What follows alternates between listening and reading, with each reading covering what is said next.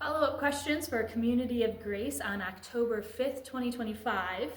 This last Sunday, Pastor Hansen was preaching about St. Francis of Assisi, which had us thinking, what is the role of saints in the church, particularly in the Protestant church? So as Pastor Hansen said, St. Francis is probably one of the most well-known saints. And I would agree with that if you're thinking of a bunch of old dead guys.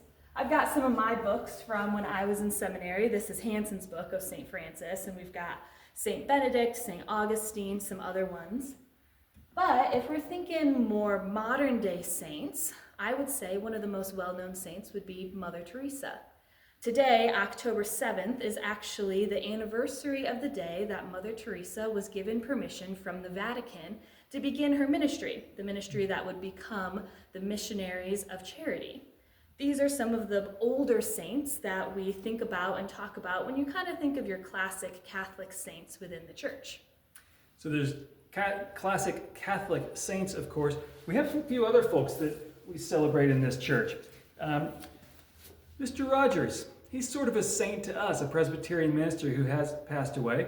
But we also have people who are still with us, like Richard Rohr. Many people are brought along by his wisdom. Brene Brown, her birthday is going to be in a few weeks, so we'll honor her in worship. And Cole Arthur Riley is one of my favorite modern saints, about a 30-year-old woman who's a poet and just has a spiritual wisdom. Around here, we try to honor all those people who feel like they carried God's message in a special way into the world we live in.